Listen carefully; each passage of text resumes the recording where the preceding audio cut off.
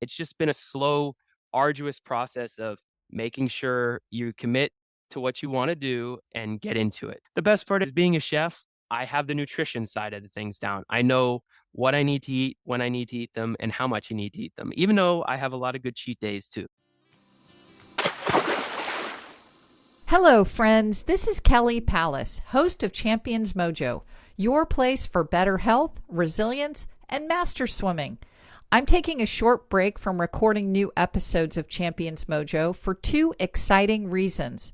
First, I'm launching my latest book, False Cure. It's a whistleblowing investigative journalism book about a denied health epidemic.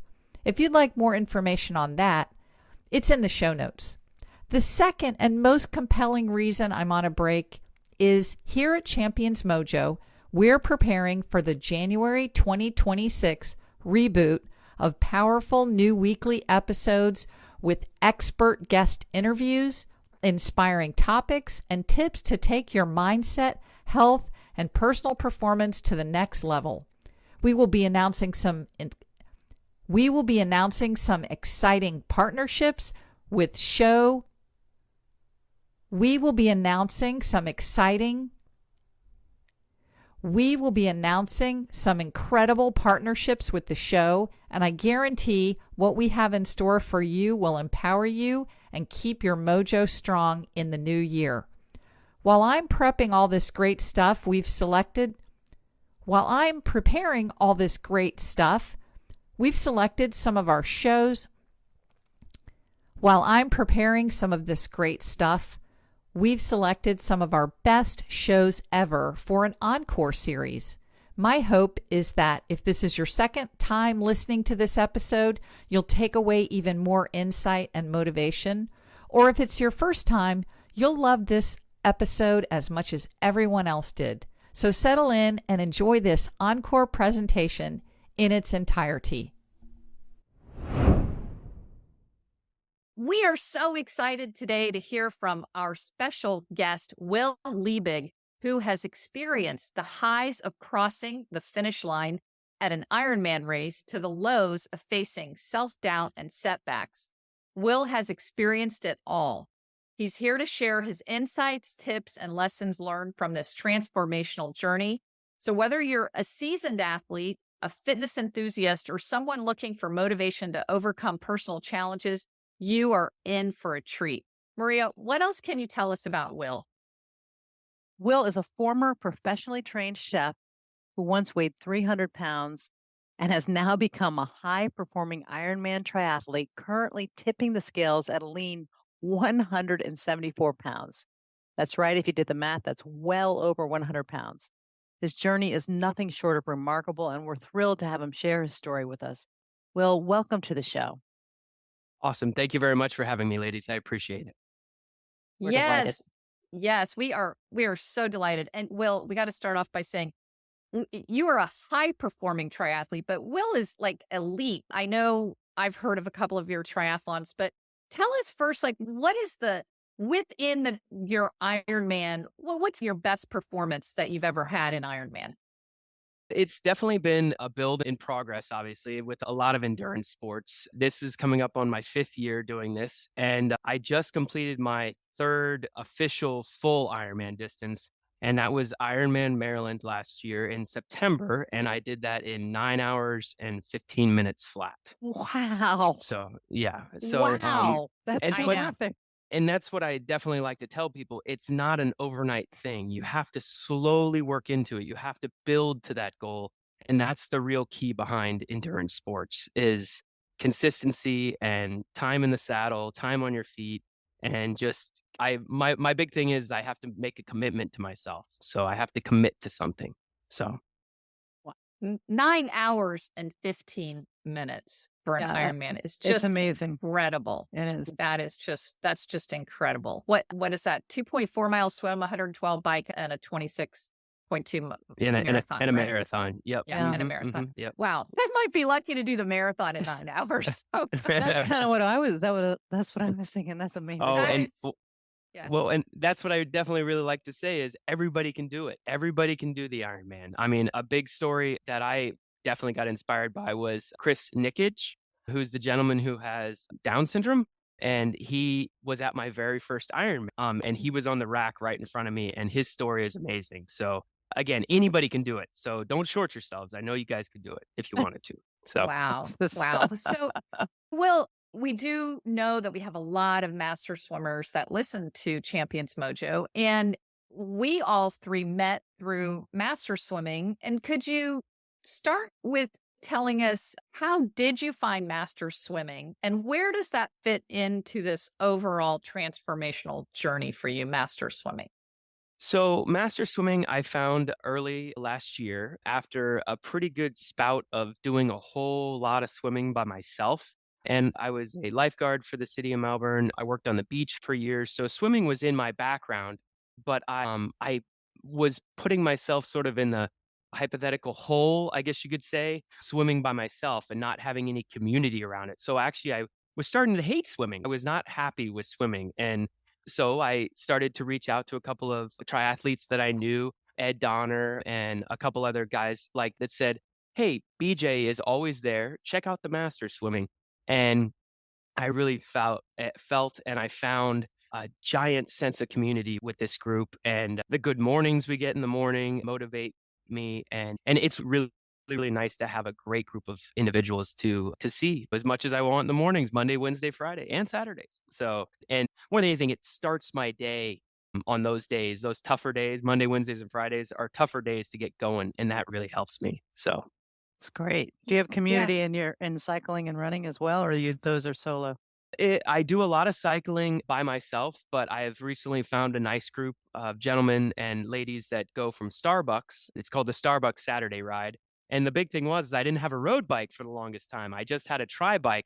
And a lot of roadies, I don't know if you know the bike scene, but a lot of roadies will sort of persecute you for having a TT bike in the Yes. road bike scene. So I finally got a road bike this last year, and I started branching out into a nice group called the Starbucks Riders. Very So nice. and then the running, I do a lot of solo, but I do a lot with a group too. So it's sort of individualizing everything. The best swimmers, the best bikers, and then the best runners. So and that's really helps me get all the tools that I need. So to do Nice. the racing. Well, I think we have to ask the question of the hours. How did you go from being this chef who was pretty overweight to this lean, mean triathlon machine? I mean, what inspired you? How long did it take? Give us the whole rundown. Well, it was definitely a long process. I would say 10-year plus process. And it's had a lot of ups and downs, being that my wife was in the kitchen. We met in culinary school. She actually sat right in front of me. And we went all the way through culinary school. And then obviously you get into the kitchen. And the big thing is we came out of culinary school in 2008. So if you can imagine what was going on in 2008, and a lot of time on your feet, a lot of working, and then obviously there's a lot of partying involved with the kitchen too. You don't just go home after you're done in the kitchen. You go out and have a drink, and so obviously I was drinking a lot of beer, and I was eating a lot of butter because I was working a saute line. And basically, I started dating my wife, and my roommate at the time was a bodybuilder. He was actually going to culinary school, and "You need to come and start. You're seeing this new woman. You need to start doing gym work." So I started going to the gym, and then I started going twice a week or twice a day. And literally over the holiday break from school, I had lost like 40 pounds. It just fell off. Again, he had me working pretty hard, my roommate. And I think it was mostly because I was courting. I wanted to really have a relationship with Lisa, and that happened. And then obviously we went off and we moved to California for a couple years, and the weight sort of went back up again. And then because I was working for Gracious Retirement Living, which is basically taking care of the older generation, and there were cookies every day, and there was rolls every day, and all the different things that you love to eat. And the weight went back up. And then we decided we did our 3-year California experience and came back to Florida. Always end up back in Melbourne, Florida somehow. I don't know how. And basically that was 10 years into our relationship, and we were sitting on a beach in Tampa, and I looked at her and I said, "Hey hun, why don't we get married?" And 10 years after we were together for 10 years, she said, "Of course." But I made a deal with her. I said, "We need to get in shape before we get married. We need to be more just overall better health." And it's funny, but and I say it's funny, it's sad, but my grandparents had just passed away. And the one thing my grandfather always said to me when he was alive was, "Will, you're such a good looking guy. Why aren't you in shape?" And I always contribute his words still always in my head that I wish he could see me today because I've literally gotten in shape like he wanted to. So, but the thing that I related it at that when I started working out a lot was my grandpa rode his bike 5 miles a day until he was 96 years old. And that work, he did it every day consistently. You have to commit and you have to be consistent. And my grandma, she swam in the pool for an hour every day until she was 95 years old. So again, that sort of worked it in. And my wife and I decided to start doing this boot camp at Health First. And we did the boot camp and we did the boot camp for 2 months and the weight was just starting to fall off. And I was swimming and I was biking. And then my uncle Tony, he was a collegiate cyclist, and my cousin was a collegiate cyclist and said, "Hey, why don't you start riding with the cycling guys?" So I rode with the cycling guys a little bit. And then he says, "You're doing so well at cycling. Why don't you throw the running in there and go try a triathlon?" So I started doing a triathlon. And all this time we were losing weight and the weight was starting to really come off. But then I found triathlon and I really enjoyed it. And my first triathlon ever was the Pineapple Man. And then I did the boardwalk right after that and the rest is history. And then it was Ironmans. And my wife logistically getting all the different races together and all the different things. And again, it's just been a slow, arduous process of making sure you commit to what you want to do and get into it. So, and the best part is being a chef. I have the nutrition side of the things down. I know what I need to eat, when I need to eat them, and how much you need to eat them, even though I have a lot of good cheat days too. That would be my next question is I think most people struggle with the weight loss part because it's so hard. It seems hard to eat well consistently. Do you have any words of encouragement on that? I think the biggest thing is you that I've found, and it's truly all what you put in your mouth. It's if you can drop the sodas and that was the first thing that went is I had to stop drinking soda. So I stopped drinking soda completely and I found an alternative. And you just have to drop those. I don't want to say sugar is like the devil or anything like that. Sugar is amazing, but you just have to limit it in your life. And but at the same time, it's going back to cheat days. You have to have those cheat days. You can't be on, not even the most professional athletes are on 7 days a week. They have to have that one recoup day and you have to reward yourself. You have to have that self reward that really keeps you motivated and moving. So, but it's all what you eat. It's getting your macros down, getting your calories and don't eat too little. I suffered for that really bad for a really long time. I had a pretty good case of body dysmorphia. I just wanted to be really lean, really thin, and I was actually making myself sick. I really was. So I even had my spleen was all telling me, the blood tests were telling me I wasn't doing the right thing and this, that, and the other thing. And I had to pull myself back from that and really focus in on what mattered. So, and that's overall health. I would say it's about being overall healthy. You don't have to be too skinny. You don't have to be out of shape, but you just need to be healthy. That's the key. So, Will, was there like a time during this overall transformation that you had a really rough time? Yes, I had a really rough time about, gosh, it's coming up on 4 years now. When my father passed away suddenly, it was a tough time because I always used food as a crutch, especially when I was in the kitchen. You would get done with a heavy, hard day, and 2 pitchers of beer was nothing. I just drank 2 pitchers of beer, and again, that I don't wanna say I was ever had a problem with alcohol, but I did drink a lot, and that sort of spiked up a little bit when he passed away. I mean, because that's sort of just how I grieved. But then it was more of a you've done all this work to regress again and to go back to where you were is not where I wanna be, and again, just have to refocus your mind and go back out there and do it like he would want you to do it. So, or how he wanted me to do it. So, Did but he yeah, get that to was see you do triathlons? And he did. He actually the last triathlon he got to see was Ironman 70.3 Puerto Rico, which was an absolutely amazing trip.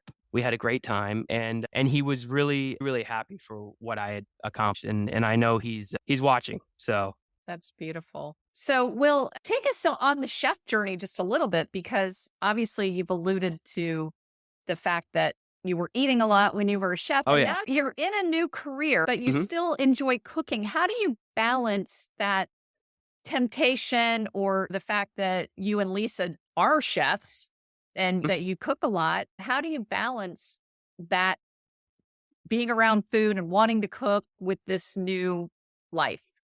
Think again, it goes back to the timing of the week. Fridays are our Fridays and Saturdays are like cheat day. So where we go and enjoy really, really nice meals, or as we're going on these different trips. When we were out in St. George, we went to Las Vegas, and of course we went to a beautiful steakhouse and had that's my favorite thing to do is to go find the biggest steak possible and then to eat it. So and again, rewarding myself and rewarding the hard work is what it's all about. I always laugh in the pool, and I was actually talking to Benjamin today about it, and the good old lane 4. I don't know if you know Maria about lane 4 yet, but there's a bit of a camaraderie going on there.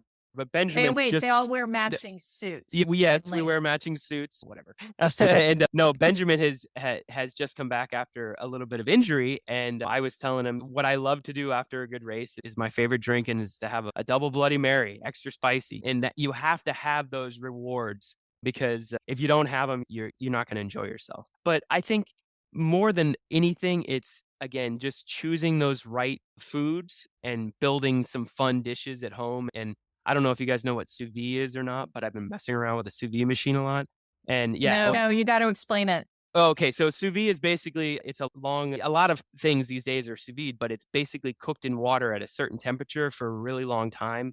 And it makes anything you cook super tender. So like we did pork chops this last weekend and bone and pork chops, cut our own pork chops, and then sous vide them for 12 hours and basically infuse them with all these spices. And again, it that gives me the sense that I'm still in the kitchen where I get to cook up a really nice meal and have the sides. And my wife and I plate because I'm always the guy that prepared everything. And then I would turn around to the pass, which is where you plate everything in the kitchen.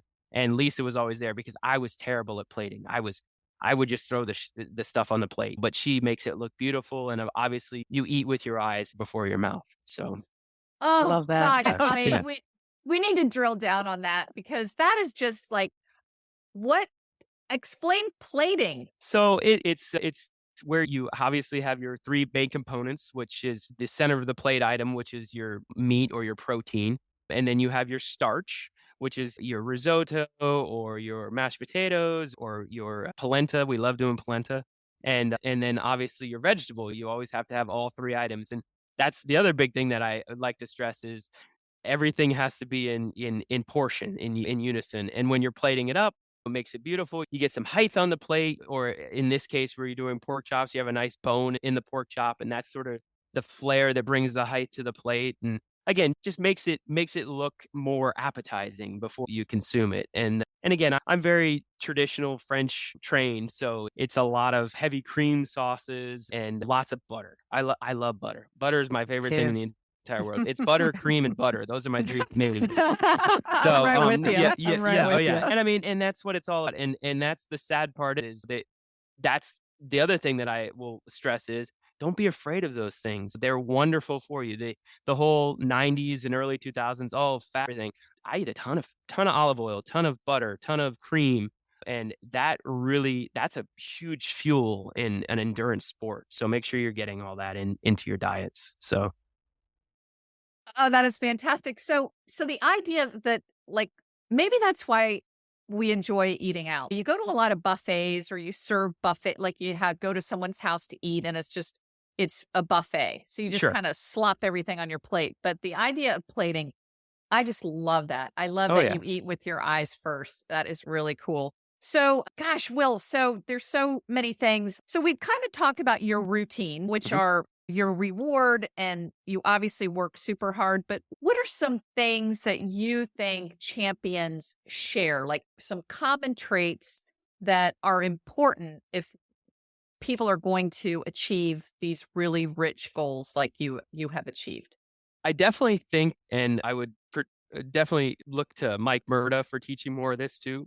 But the hard is hard. You have to go hard for 20% of the workouts. And then obviously the rest needs to be easy. And for the longest time, especially earlier on in my triathlon career, It was hard all the time, that gray zone, that middle zone where you shouldn't be all the time, but I was always there. And once you figure that side of things out and you're able to literally go in, and that was the one that I can point in my whole time in triathlon. There was a time where we were over in Claremont and we were riding with a bunch of professional triathletes. And to watch them go for the first hour and a half at just conversation, relaxing pace, get out to where we were going to start our workout. And then all of a sudden it was bam. It was 10 by 2 minutes all the way, tons of hills, this and anything. But then after that was done, it was relaxed again. It was easy. So you definitely have to find that balance where you're not doing too much, but you're not doing too little. And I know you and I, Kelly, have definitely talked about that in the pool was you have to be able to hit those times that you want to hit to increase because then the margin as you get more fit and you get longer and longer, even that half a second is where you're going to see it. And being able to produce that half a second more every single time is where it's going to be. So, because we're all not supermen, but we can get close if we really work at it. Maria, did you hear that? I have a million questions to ask you. Your transformation is so inspirational and your incredible athleticism. But I think a lot of people, it's confusing. What to eat is confusing. And as you said, they used to tell us, I grew up, you're never supposed to eat any fat and didn't eat vegetables because they don't taste very good without fat. I'm curious with your expertise in food, what specifically do you eat? How do you manage, day to day? I know you have cheat days on a regular week with your busy career, all the hours you're spending working out. What do you eat and how do you manage to do that in a reasonable amount of time? The big thing that I really seen that has helped and worked a lot is the smaller meals, more many times a day. So a lot of the time, my wife can protest this. I'm constantly got something, a bar, but eating 8 to 12 times a day, a smaller meal. And then you have that one larger meal towards the middle of the day. And starting with breakfast, I would say it's a lot of eggs, egg whites, omelets, scrambles. I love sardines. I know that's a weird one, but I had sardines this morning. That's my Wednesday meal. I'm pretty routine throughout the entire week of what I eat on certain days. It's obviously adding more carbohydrates into my diet towards the end of the week because obviously my most training is going to come on the weekends, on Saturdays and Sundays, your long days, I guess you could say. But lots of eggs, and then I love tuna. I eat a lot of tuna, shrimp, but then as you get that big meal out of the day towards 1 o'clock, 2 o'clock, you go to more of a lighter meal at night where it's just a protein of some sort, being it steak and a vegetable. No starch at night. That's the one thing. And it's weird, but I've found that when I don't include starch in my diet at night, I sleep better. I get the starch during the middle of the day. So again, your body has a chance to use those carbohydrates before you go to sleep and then ready to go. So, and that's another thing I will say is I do a lot of fasted cardio in the morning, especially when it's not a workout, like a hard workout where it's more of a zone 2 training or zone 1 training. I do my best to consume liquids in the morning. I'll have a shake in the morning or just drink I call it my beet thing. Everybody in lane 4 calls it my tiger's blood. So as it looks like, and just enjoy that. And then again, but always putting that what you need in your body throughout the day. And it has to do a lot with macros, how much protein, how much fat, how much carbohydrates. And obviously the biggest thing that I'm eating a lot right now is protein. So, and then still fats and then carbohydrates. So, but yeah, it's a variety. And I think that's the one thing I like about being a chef is I can open up my cooler or my refrigerator and I can say, oh, I can put this with this. So I don't always have to be going to Publix all the time or things like that. So, and lots of yogurt. I eat a lot of yogurt. So I probably eat a big tub of yogurt in 3 or 4 days. So that's okay. another thing. So, but yeah, it's just making sure and I know it's really elementary, but MyFitnessPal is amazing just for tracking what you eat. So you can say to yourself, oh, I've only got, and I don't want to say calorie counting works for everybody. It sure doesn't. And don't be attached to it. That's just one of those processes that I have to do is literally input the stuff on my phone, say, oh, here's what I have. So, but those cheat days, I never input on my phone. So that's the key. So We love MyFitPal. Mark uses that every day. I mean, Oh, yeah. he's like constantly on it. So, Will, before we ask the last question and play the fun sprinter round, Maria and I love to know about partnerships and people that really play a role in champions' lives. Tell us about your wife and your partnership and what that has really done for you. Well, I'm gonna go just standard and say behind every great man is truly a greater woman by far. She is huge in my success. And if I didn't have her and I will say if she didn't come into my life at when she came into my life, I definitely wouldn't be where I am today. The logistics and the plane tickets and the hotels and this, that, and the other thing. And hey, we need to go see this and we need to see that. I just can't think of some of that stuff all the time. And she is amazing in that side. And I will say that's the one thing that I'm really happy. And that's what we're trying to do is I want to go do the Ironmans in certain weird places like Cork, Ireland. We want to go to Cork, Ireland in the next couple of years. So we can go see Ireland and things like that. So it's more of a what's the word I'm looking for? Like more of a cohesion that we like because she gets to experience some things, but then she also is a wonderful Sherpa. They call her a Sherpa. She's there to make sure I have everything. She comes out on her bike with the bike or with the run group and the mobile, we call her the mobile aid station, but she carries everybody's water during the summer. And she likes that side of things because obviously it's a great sense of community but at the same time is she gets a good workout in and just likes being out there and enjoying it. So, but she's a huge part of my success, and I definitely wouldn't be here without her. That's Sounds beautiful. I amazing. know. Yeah. I know every time you do anything, you always talk about her. So I Oh love yeah. that. So, all right. The very last question before the fun sprint around is there anything that we have not asked you that you want to share with our listeners? I just want to stress anybody can do what I have done. If you're having trouble getting over something or getting over a certain hurdle, it really just comes down to just refocusing and doing what you need to do and just being committed. Know that it's not going to happen in 2 weeks. It's going to take 5 years to get to where you need to be. We're so narrow minded in this instant gratification. You got to stick to it. You got to find that community that really helps you achieve your goals. Beautiful. Well, all right. And even though you are not a sprinter, Will, we know that you're going to do a great job on these questions. Are you ready to play? I will ask Yes. the first few questions and then Maria.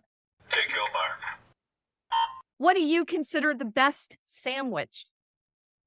Oh, honestly, turkey, avocado, bacon. Bacon, turkey, avocado. I love that on marble rye bread with mayonnaise, homemade mayonnaise. Oh So gosh, how do you not make homemade mayonnaise? it's really easy. Eggs and oil. That's it. Boom. Whisk Do them you have to together. worry about? Do you have to worry about the? I gotta ask this because I always want to make homemade mayonnaise, I but do I'm too. worried. Wait, we need to hear. How do you make homemade mayonnaise? We Oh, need the so whole recipe. it's really easy. It's egg yolks. It's egg. How many? You could go three egg yolks to a cup of oil and a little bit of lemon juice or vinegar. So you What just need kind of it. oil?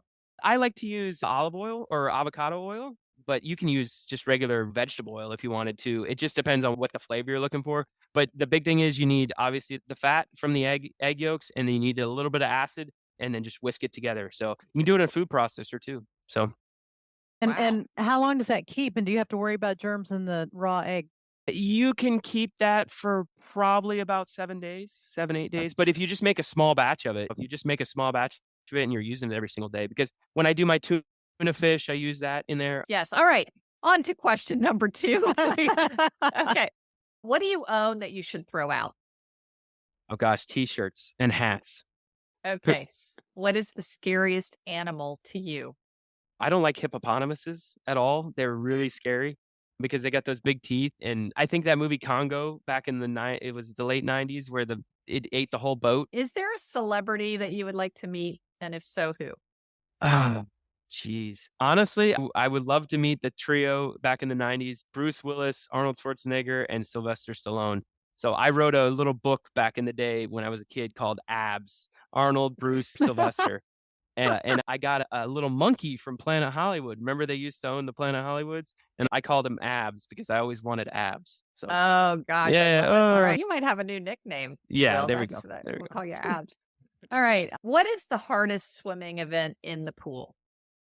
Ooh, for me, I would say it's the 100, just the straight 100 free. I would say it's the 50 or the 100 because I'm just terrible at speed. You know that. So But you can work on that. You know yes. that. All right. Yes. Oh yes. Last one for me. What's your favorite movie? Ooh, Terminator 2. I love that movie. I don't know. I always go Oh, back to that I movie. love that movie too. Tro That's a Tro great one. Tropic Thunder. What's your favorite smell? Oh gosh, lavender. I love lavender. So, Nice. and that's coming from when I lived in England years ago when we were stationed over there. There was a giant lavender field right next to our house. So, and I love that smell. You make your bed every morning? Uh, yes and no, sort of. My wife is really into that. So yeah, she normally does, and I'm normally up before her, way before her. So she's still sleeping. Kickboard or no kickboard? Oh, kickboard. I'm a terrible kicker. I just need something to float on. So If you had to listen to one song for the rest of your life, what would it be? oh gosh. Oh man.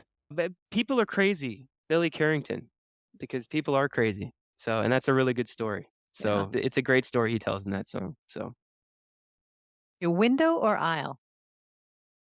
middle seat all the way. I'm excited. I love getting to know, and Lisa always sits in the window. So, but I like sitting in the middle because I like to meet everybody on the aisle. Actually, I'm really looking forward to flying tomorrow because I meet like everybody on it. I'll talk to a brick wall if it'll talk back to me, Maria, all day.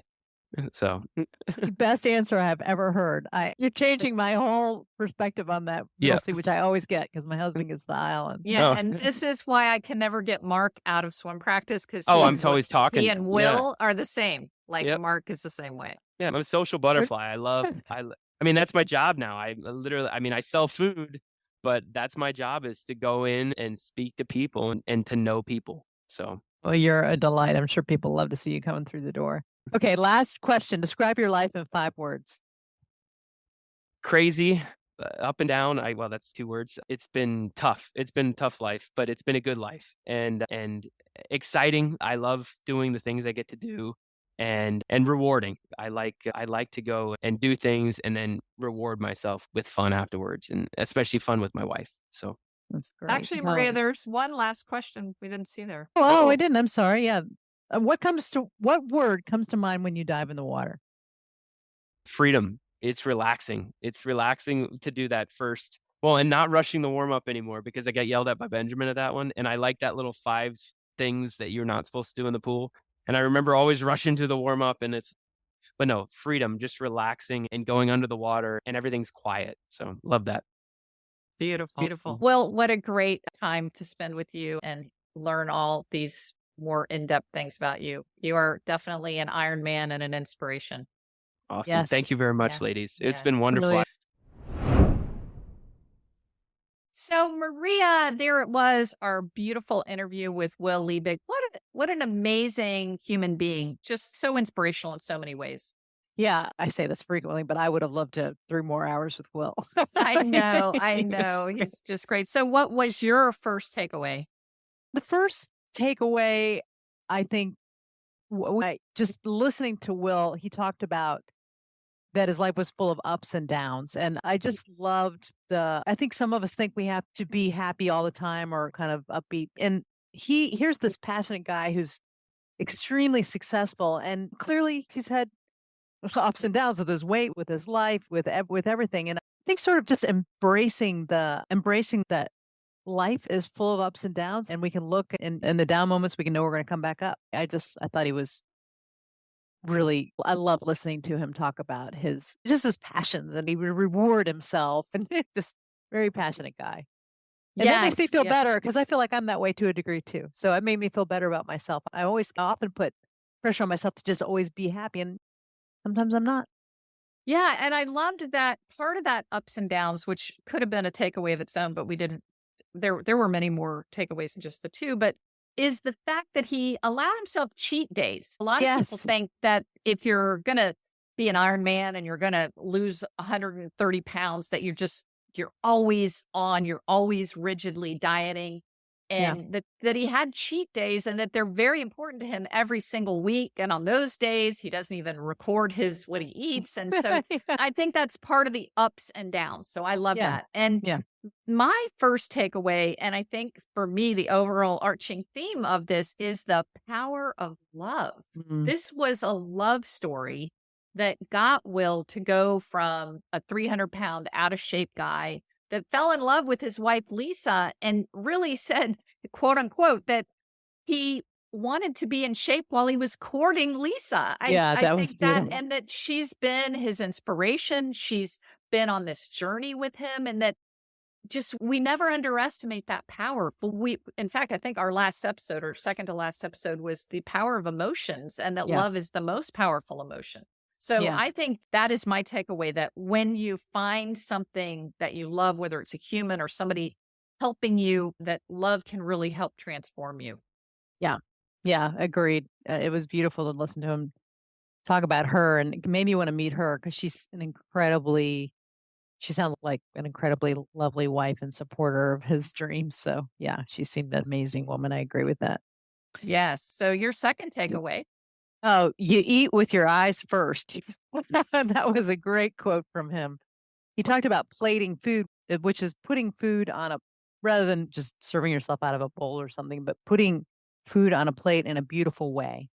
And he described doing that. I thought that was beautiful. And he talked a lot about food. He's a chef. And so the eating food that looks good and has a three-dimensional quality. I knew about plating, but I didn't know about this idea that you eat and the plate should be a sculpture. Basically, it should have 3 dimensions. I thought that was really cool. He talked about portion control on the days when he's not cheating and eating frequently. He gave some really good tips. And I think the last tip that I loved was you can make your own mayonnaise. I eat a lot of mayonnaise, and Yeah. I know that's not really good for me because the oils they put in commercial mayonnaise aren't the best oils. And you can eat olive oil till you're blue in the face and it's not going to hurt you compared to the soy oils that they put in manufactured mayonnaise. So that was good. Yeah. A lot of good to me, just since I love to eat too, and I love to cook, a lot of good kind of little tips on eating frequently during the day, eating one big meal early in the day, not eating too much before bed. A lot of good stuff in there about nutrition and still really loving your food. Perfect. You don't have to just eat dry protein all day and broccoli with no butter.